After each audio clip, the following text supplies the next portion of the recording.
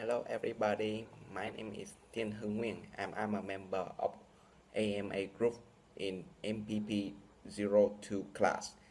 And today our group will present to you the brand management. So brands have become a major player in the modern society. In fact, they are everywhere. They penetrate all spheres of our life: economic, social, culture, sporting, and even religion. So because of the pervasiveness, they have come under growing criticism as a major symbol of our economics. They should be analyzed through a number of perspectives: macroeconomics, microeconomics, sociology, psychology, anthropology, history, semiotics, and so on. Even neuroscience tells us that we do not drive a car, but a brand of car, not drink a cola, but a Coke or Pepsi. So, since brands are now recognized as part of any company's capital, they should be exploited. Brands are intangible assets that produce added benefits for the business. This is the domain of strategic brand management, how to create the value with proper brand management. That's why our group have to analyze it. So, our group consists of me, Trần Hải, Vi Nguyễn, Phương Hiền, and Mi Duyên. Will bring to you what is that kind of brand management. This consists of brand equity, brand positioning, brand awareness, architecture, and communication. So, we are starting right now. Hey guys, my name is V and today I will discuss about the customer pays brand equity.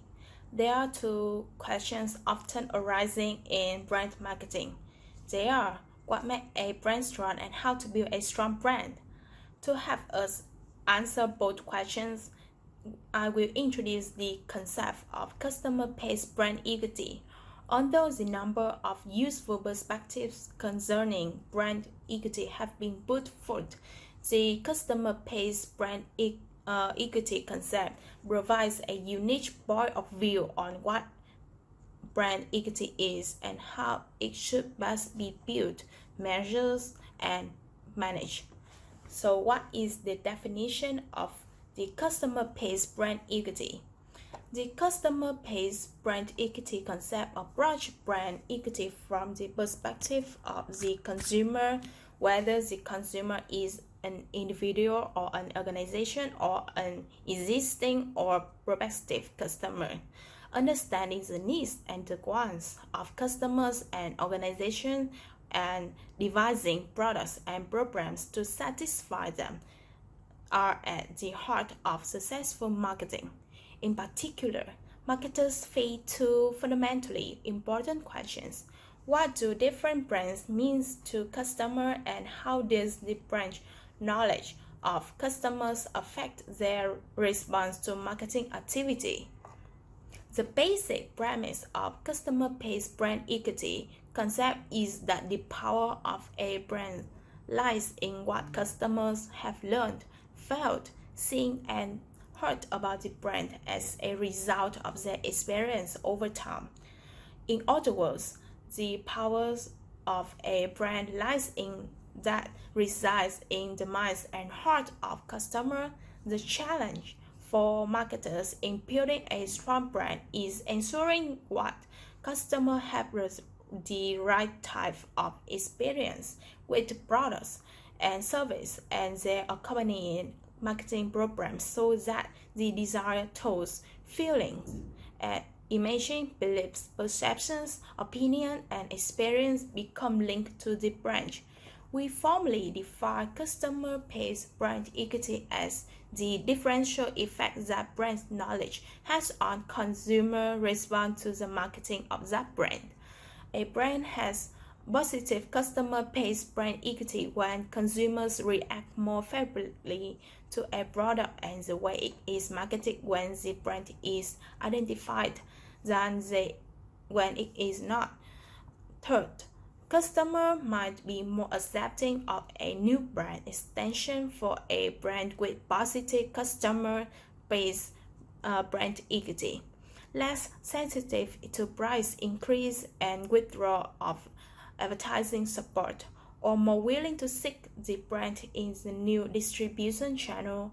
On the other hand, a brand has negative customer pays brand equity if customer react less favorably to marketing activity for the brand compared with an unnamed or fictitiously named version of the product.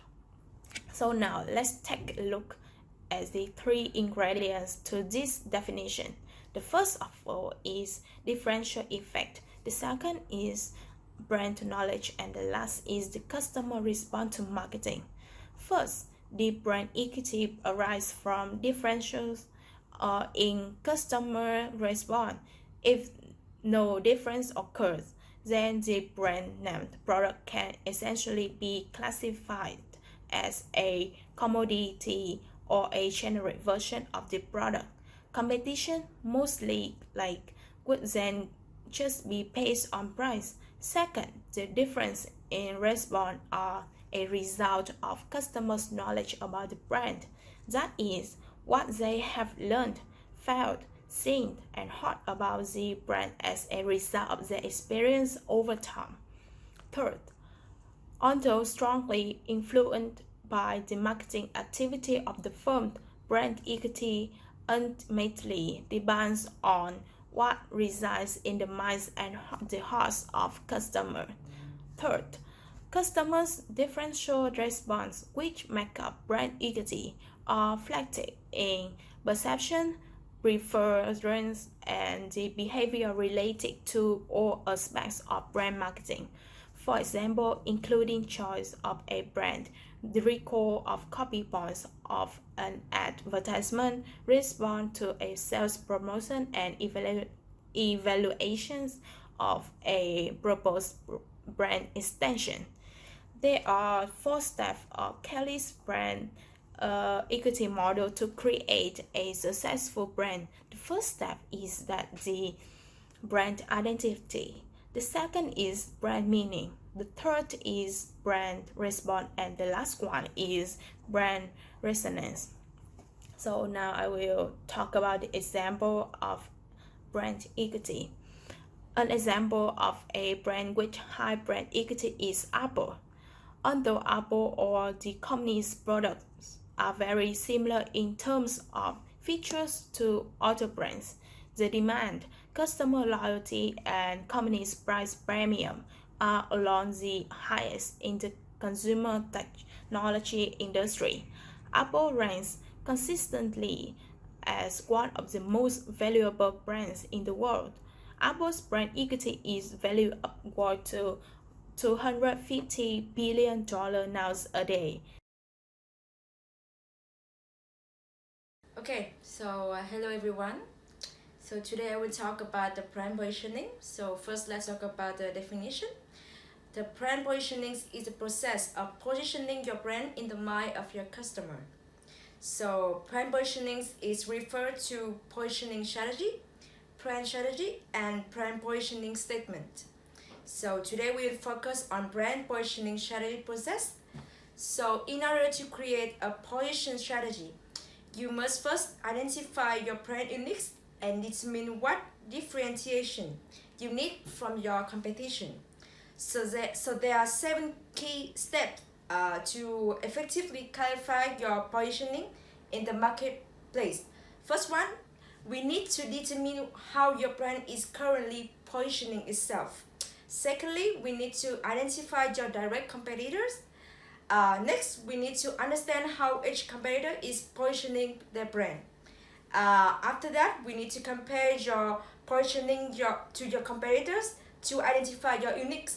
And next to that is we need to develop a distinct and value based on positioning ideas. Next to that is we need to craft a brand positioning statement. Last one, we need to test the efficacy of your brand positioning statement. How to create a brand positioning statement? Actually, there are 4 essential elements, such as target customer, market definition, brand promise, and reason to believe.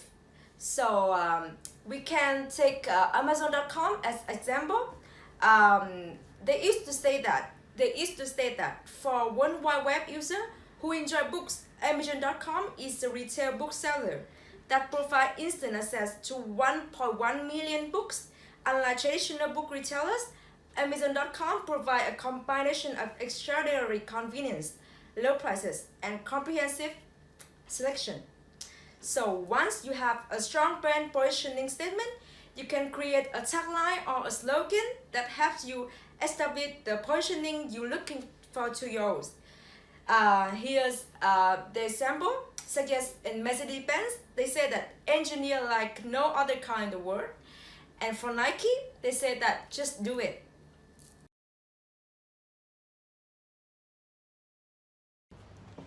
Hi, my name is Phạm Mỹ Duyên from Marketing Planning Project 3, and today I'm gonna talk about brand awareness.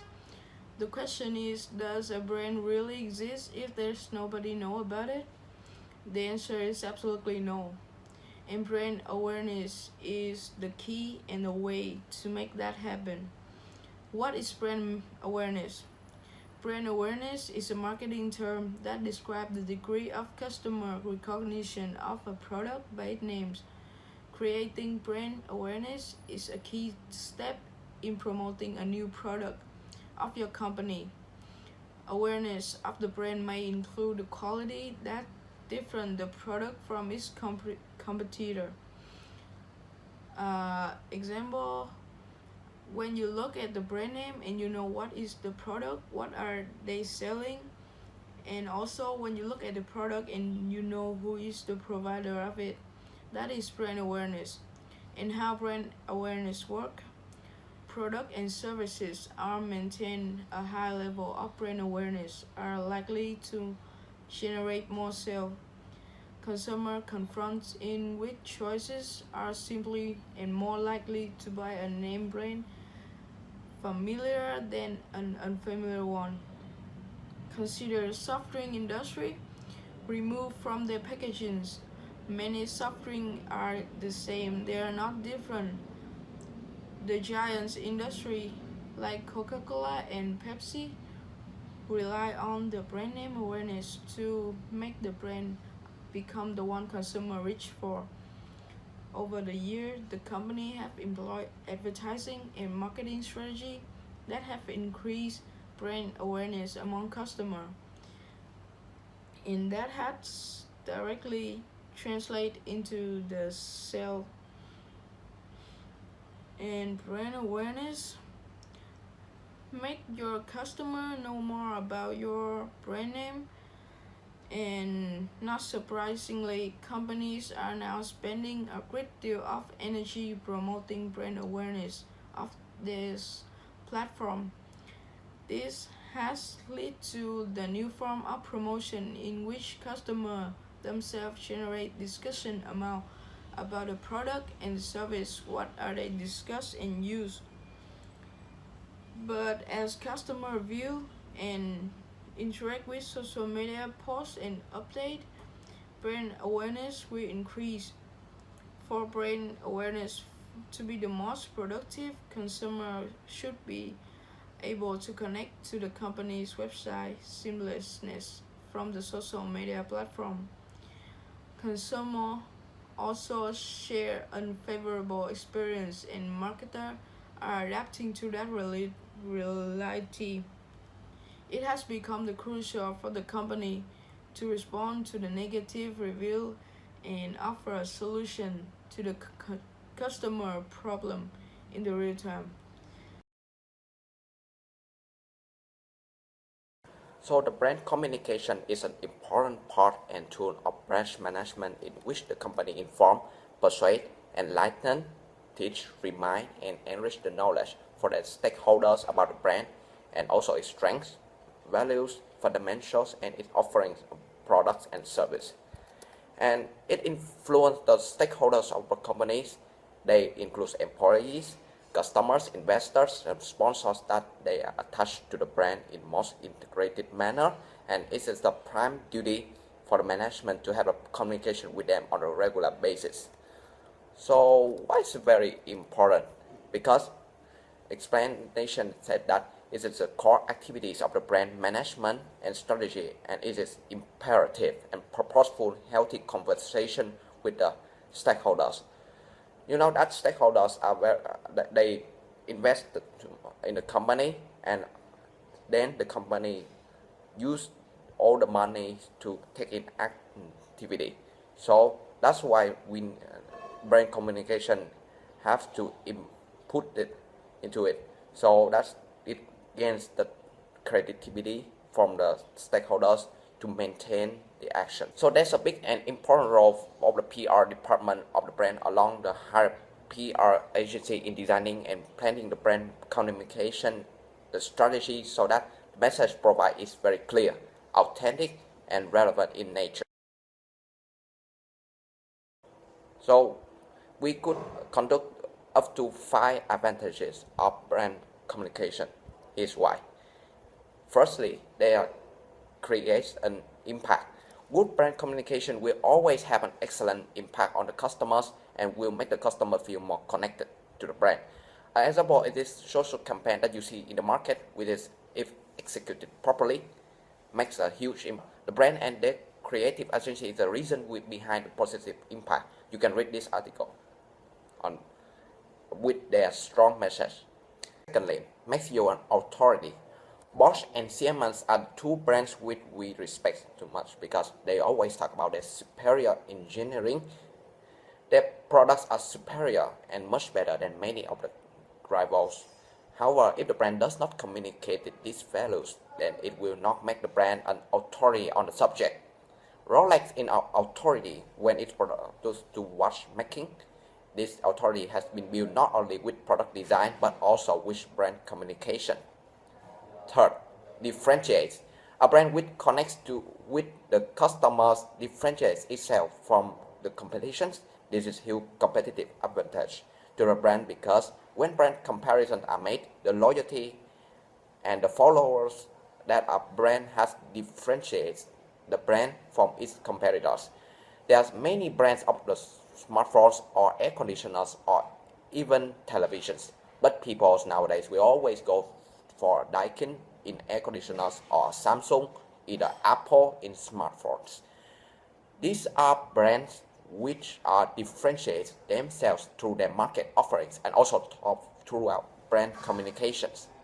Fourth, improves loyalty. One of the crucial advantages of the positive brand communication is that it builds loyalty in the minds of the customer.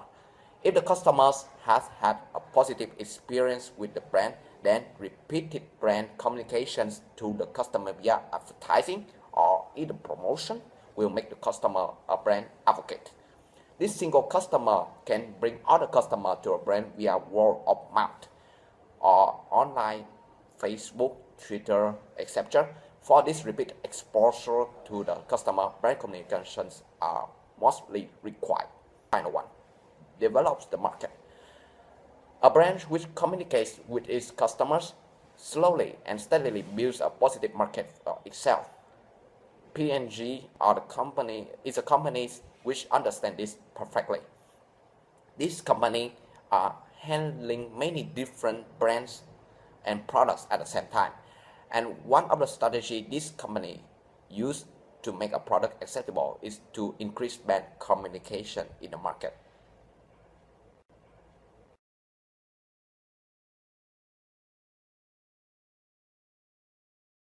Are going to be for you to be able to define key components of a brand architecture, to outline the guidelines for developing a good brand portfolio, to assemble a basic brand hierarchy for a brand, and for you to be able to describe how a corporate brand is different from a product brand.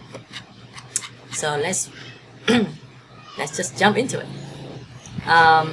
So a firm's brand architecture strategy helps marketers determine which products and services to introduce and which brand names, logos, symbols, etc. to apply to new and existing products.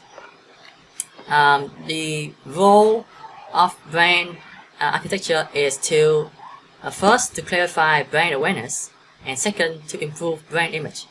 So brand awareness for each individual brands is supposed to be different. So a clear brand architecture strategy will improve consumer understanding and communicate similarity and differences between individual products and services. A good brand architecture strategy also improves brand image, so it maximizes the transfer of equity between the brand and individual products and services to improve trial and repeat purchase in the future. To be able to develop a brand architecture strategy, it requires 3 primary steps. The first step is to define the potential of a brand. Potential of a brand. The second is to identify the product and service extensions that will allow it to achieve that potential. And thirdly, to specify the brand elements and positioning associated with the specific products and services of the brand. So the step 1 is to define the brand potential, and to be able to define the brand potential, you must you must articulate the vision of that brand.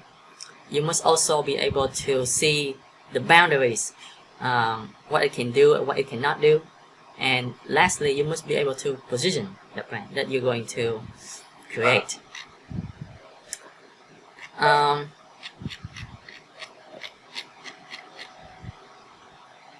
So in order to easily define, where the position of your brand, it is recommended that you use the brand product matrix. So it is a matrix, like in Excel, you have rows that are brands of a company, and you have columns which are the products that is within the same category. So for example, a Coca-Cola brand product matrix, you will have on the first row, it will be Coca-Cola, and then different products of Coca-Cola would be Coca-Cola Diet, Coca-Cola Coffee, which is available in Vietnam, and you also have Coca-Cola Zero Sugar. So they're on the same row because they're basically the same brand, but they're different kinds of products.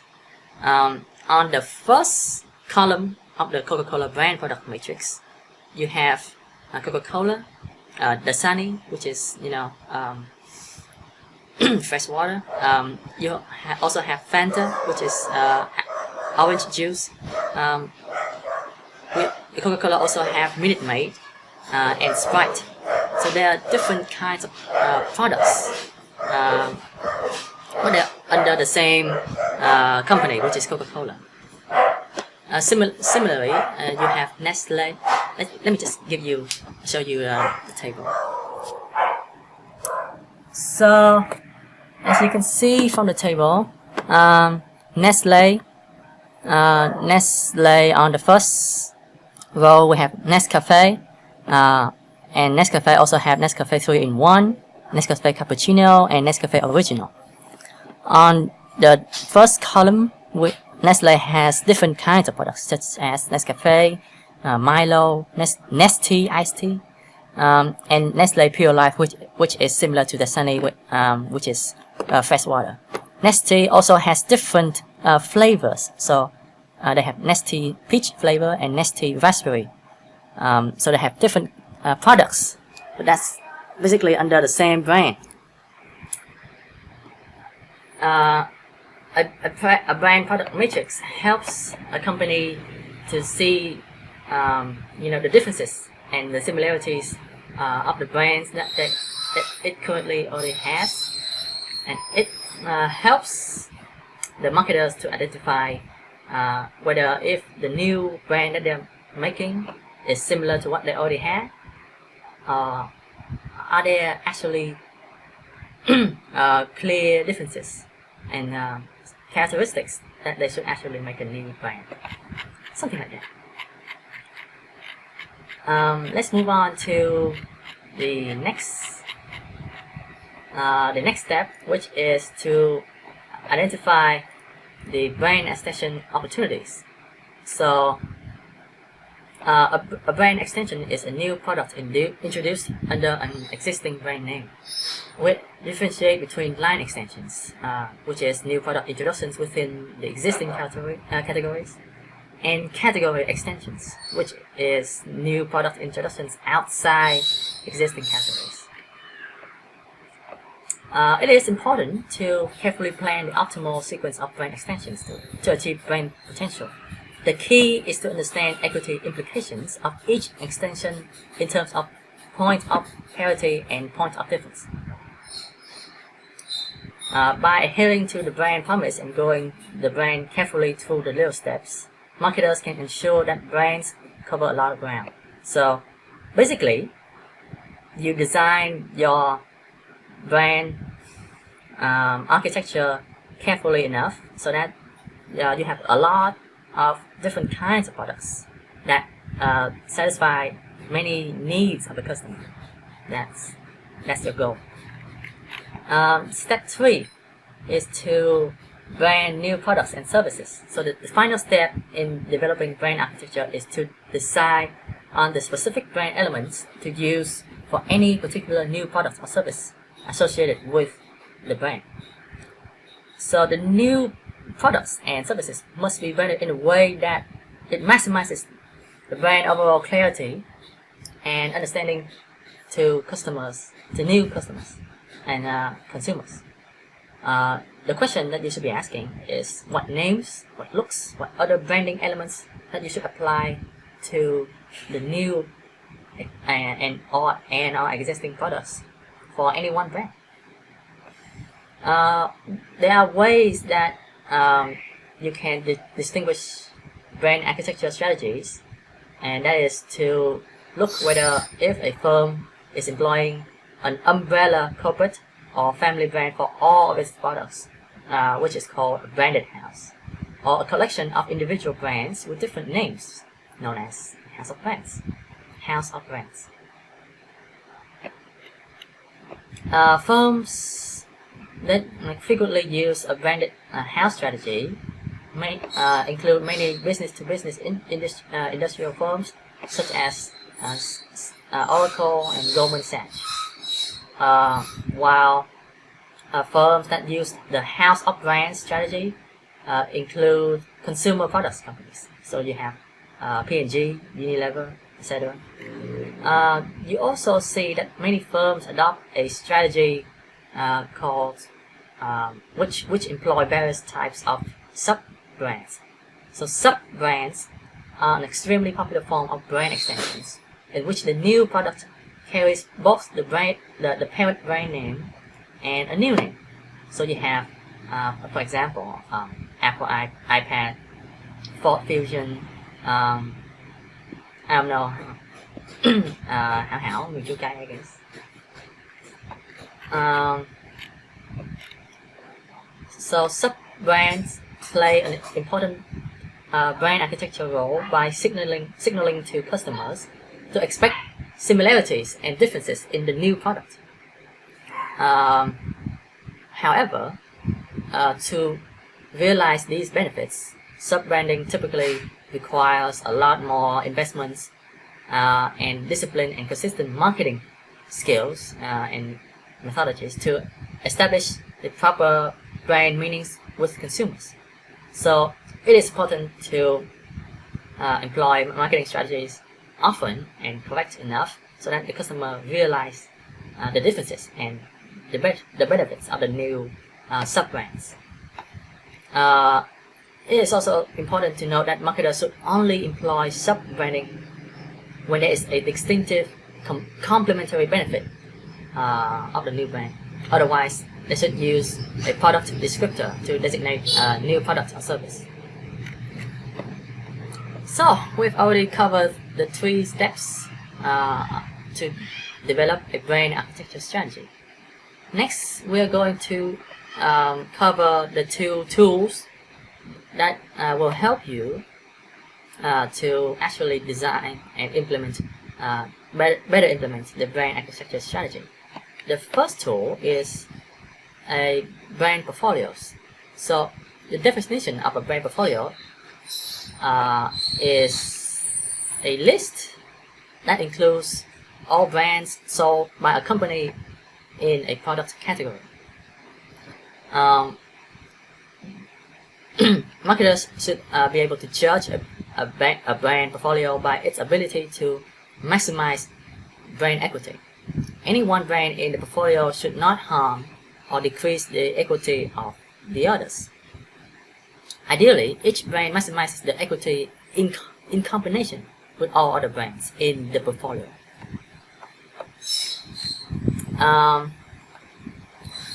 So you might ask that why firm produce multiple brands?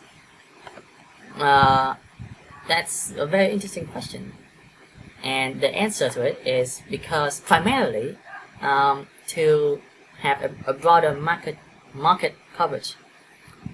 As you can see from the Coca-Cola example, they first have the main product, which is Coca-Cola, the original Coca-Cola, but then consumer needs and wants changes over time, and in order to cover a larger audience, it is important that Coca-Cola release new products, which is interesting and tasty, and meets the consumers' needs and demands.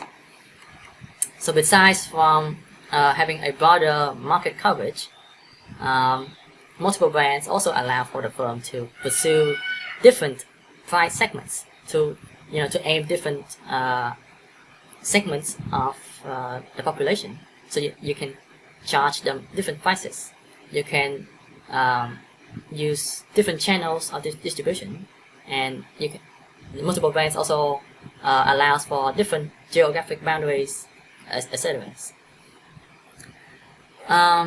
So yeah, in designing the optimal brand portfolio, marketers must define the relevant customer segments.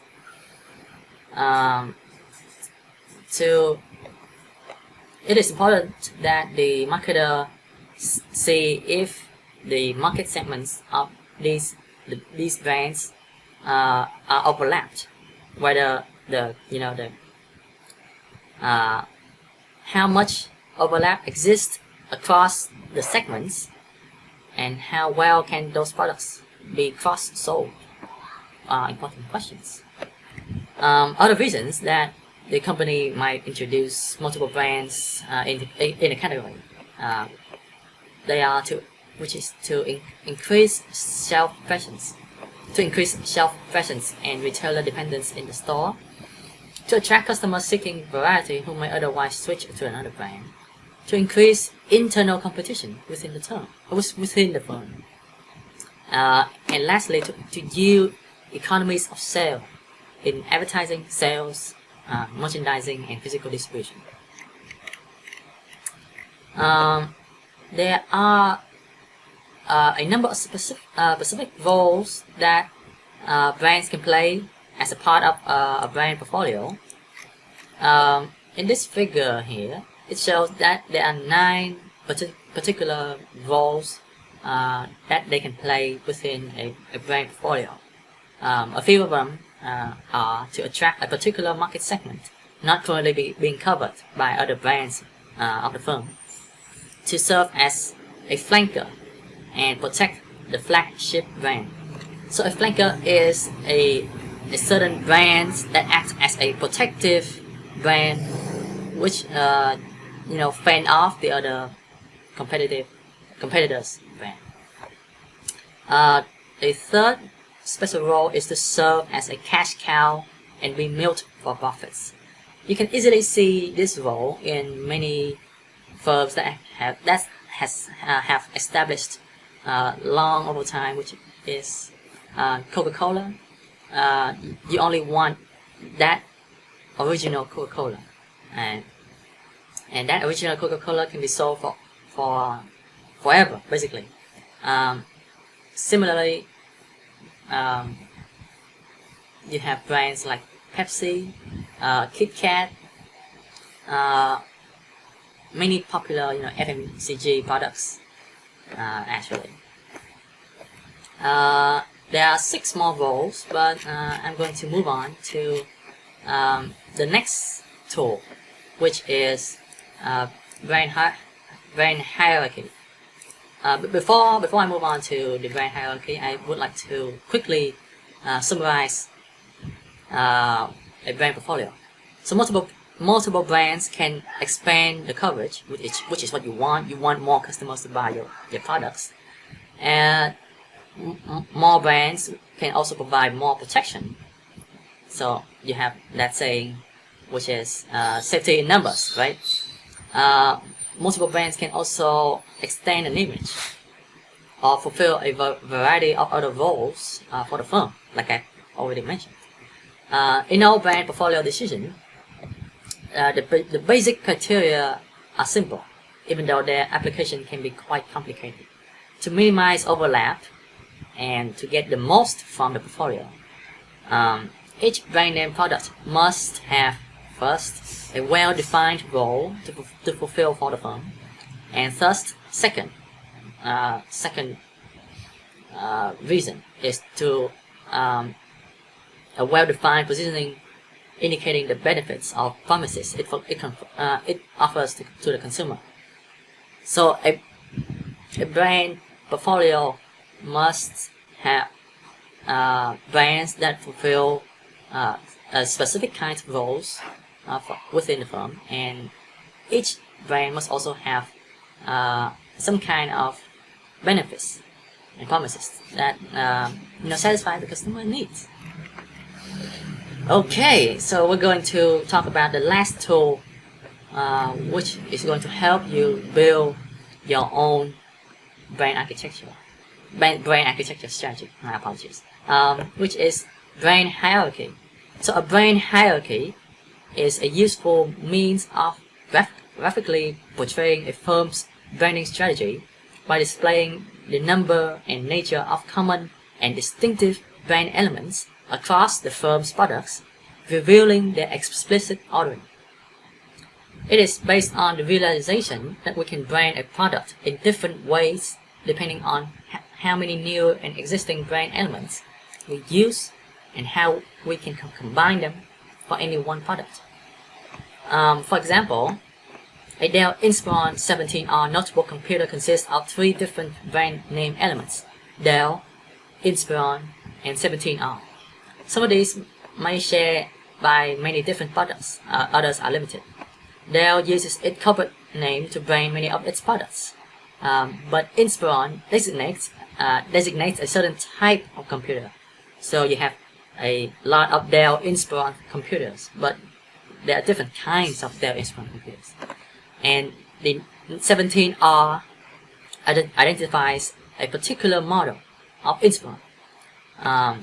So yeah, there are different ways to define the brand elements and levels of hierarchy.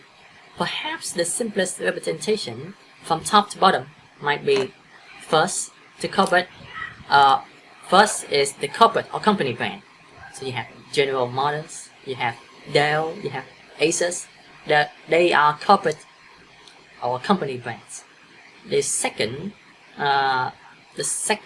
level is a family brand. So you have something like Kit Kat. So the company that owns Kit Kat is Nestle. So within the family brand Kit Kat, you have many products, which is the next level, individual brand.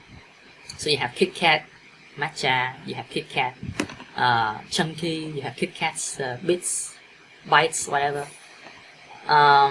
You also have the 4th level, which is a modifier,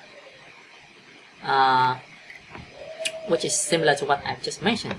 And lastly, the lowest level is product description. So each level you go down, it gets more specific. I would like to show you an example of ESPN brand hierarchy. So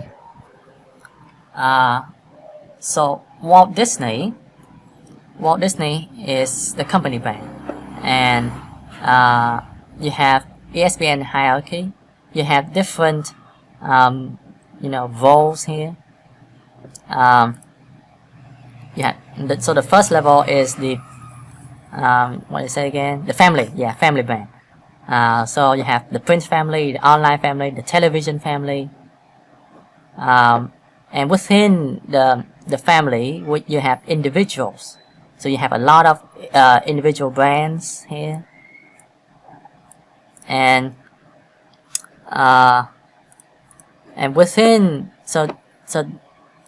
this is for ESPN, but for different so for different brands, you have different levels of the brand hierarchy. I don't know if you can see that, but I hope you do. For the corporate brand level, you have the highest level of hierarchy. We can think of a corporate image as the consumer's association to the company or corporation making the product or providing the service. So you can easily, you don't have to do a lot of the marketing because the consumers already know your brand. The next brand level, family brand, which is also called a range brand or an umbrella brand, is used in more than one product category, but it's not necessarily the name of a company or corporation.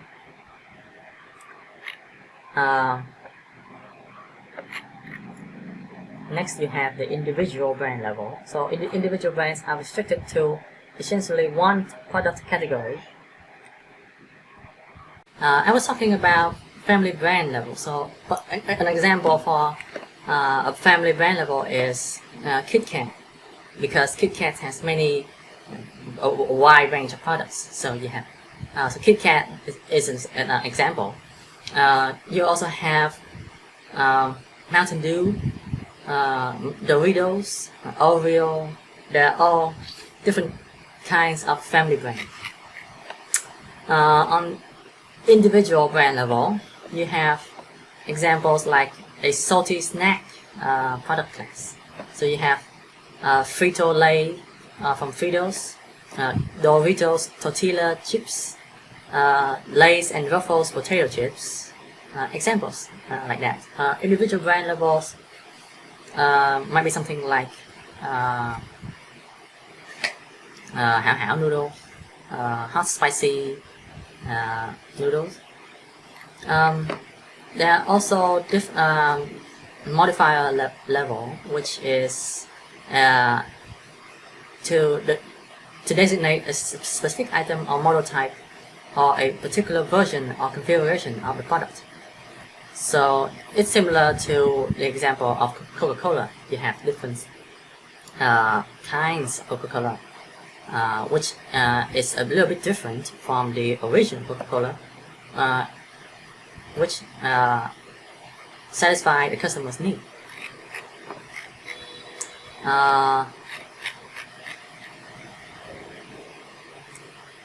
That's basically it.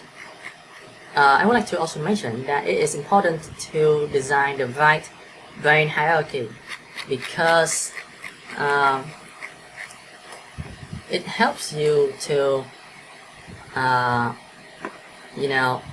to identify the position of your brands currently, and to see the opportunities, to see whether if you have this new brand idea, and to see that if it is different from your old currently existing brands.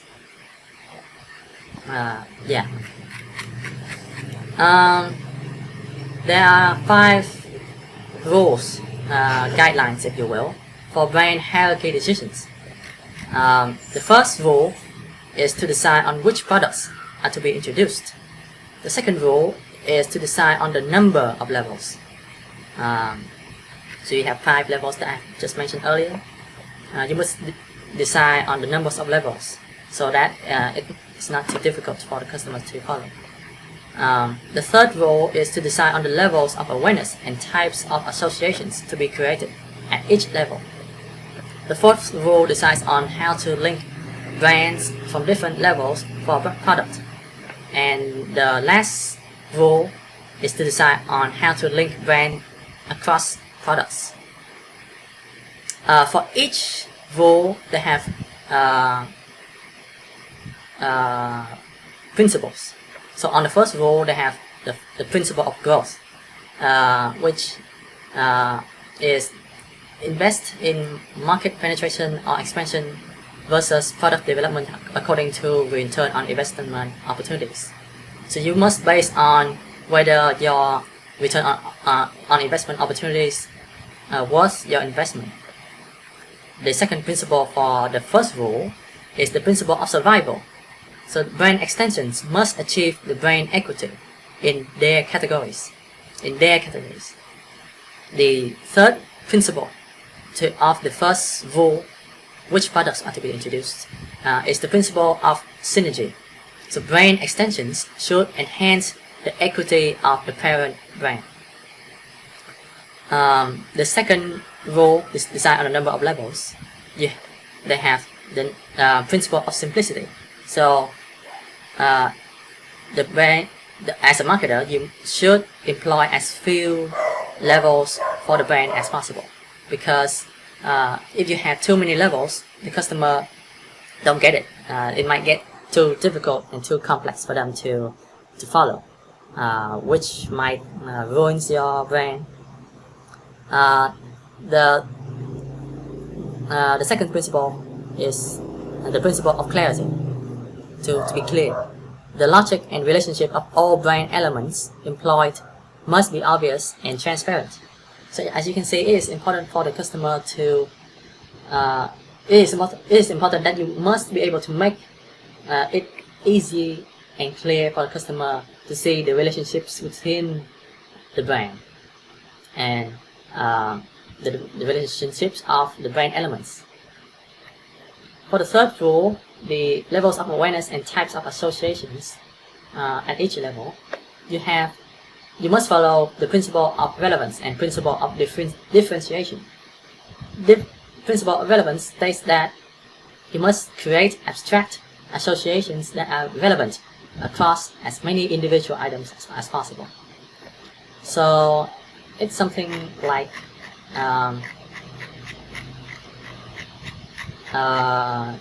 models from Nike. Just do it. So you must make make it relevant. The principle of differentiation states that you must differentiate between the individual items and brands. If they're not different, why would they buy it, right? For the fourth rule on how to decide how to link brands from different levels for a product, you must follow the principle of prominence. The relative prominence of brand elements affect the perceptions of product distance and the type of image created for new products. So, for example, you have a new product for KitKat. I don't know, KitKat milk tea. I guess they're available now, but let's just take that example. So, KitKat milk tea. So, do you want the product for the product label for the KitKat to be bigger than the Worth milk tea? So is the KitKat more relevant, more important, or the milk tea more important? So they are the brain elements effects. If the Worth KitKat is bigger than the Worth milk tea, then it's about the milk. It's about the KitKat. But if the milk tea is more important than the KitKat, then the Worth milk tea and the image should be more relevant, bigger, more brighter, something like that. Or if you want them to be neutral, then both the KitKat and the milk tea should equal in size and color, something. Yeah. And the last rule, decide on how to link brand across products. You must follow the principle of commonality. The more common the elements products, the more common the common elements that the products share, the stronger the linkages. So as you can see that it is important that you create brands that are different, but there must also be a certain level of connection. So if the two different, then it would be a total different brand. But it is important to have commonality. They must share some specific elements and characteristics. No branding, no differentiation, no long-term profitability.